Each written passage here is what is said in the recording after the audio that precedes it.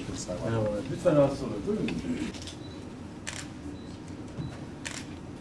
Hizmetlerinin etkinlik ve verimliliğini değerlendireceğimiz mevcut durum Malatya Valisi Sayın Hulusi Şahin Beyefendinin selamlama konuşmaları. Battalgazi Devlet Hastanesi Haziran ayı 2022 tarih itibariyle hizmet vermeye başladı.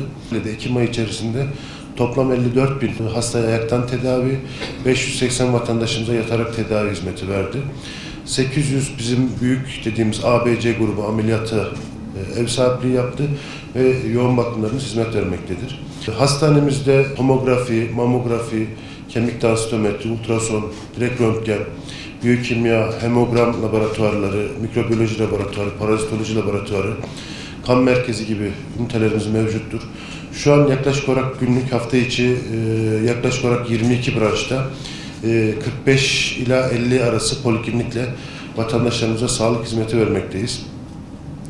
4 aydır açılmasına rağmen şu anda yaklaşık olarak 80 pratisyen ve uzman hekim ataması, yaklaşık olarak 900'e yakında yardımcı sağlık personeli ve destek personeli ataması yapıldı. Malumunuz 2 yıllık bir pandemi sürecinden, periyodundan geçtik. Sağlık olarak gerçekten hem ilimiz hem ülkemiz dünyaya örnek olacak bir hizmet verdi. Tekrar eski rutinlerimize alışma sürecindeyken bizim pandemi öncesinde yaptığımız il değerlendirme toplantılarımız vardı. Biz şunu biliyoruz, ölçemediğimiz, rakamlara dökemediğimiz hiçbir şeyi kontrol edemeyiz. Biz mevcut durumumuzu görmek, pozitif yönlerimizi pekiştirmek, negatif yönlerimizin farkındalığını artırıp, çözüm önerilerini sunup, hedeflerimizi planlamamak için her 3 ayda bir bu değerlendirme toplantılarımızı yapmayı planlıyoruz. Malatya açısından ikinci basamak sağlık hizmetinde bir merkez olarak burası çok büyük bir açığı kapatmış oldu.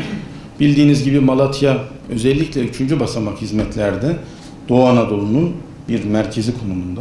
Hatta Türkiye'de ve dünyada da ismi olan çok önemli bir pozisyondayız. Bununla ne kadar övünsek azdır. Ama sağlık hizmetleri bir bütün, aynı bir organizmanın parçaları gibi sadece 3. basamak hizmetlerini çok iyi şartlarda verip de 2'yi ve 1'i eğer ihmal ederseniz başarısız olursunuz. Dolayısıyla biz 3 basamak hizmeti de çok iyi planlamalıyız. Sadece o değil, koruyucu sağlık hizmetlerini de en ucuz, değil mi? En ucuz sağlık hizmeti, koruyucu sağlık hizmeti. Bunu da çok iyi bir şekilde planlamalıyız. Ölçmek, değerlendirmek ve denetlemek. Denetlemek tam bir performans ve standart analizidir. Bunu Sağlık Bakanlığı gerçekten çok iyi yapıyor. Buradan çıkan çıktılar üzerinden de kendini revize etmek. O açıdan Sağlık Bakanlığı gerçekten çok önemli hizmetler yapıyor ve Türkiye dünyanın en efektif, en ucuz ve en başarılı sağlık hizmetini sadece kendi 85 milyonluk nüfusuna değil, dışarıdan gelen, sağlık turizmi vasıtasıyla gelen, bir başka vesileyle, göçle, şuyla, buyla gelen herkese sunuyor. Sizlere de tavsiyem, pedagojik yaklaşım çok önemlidir.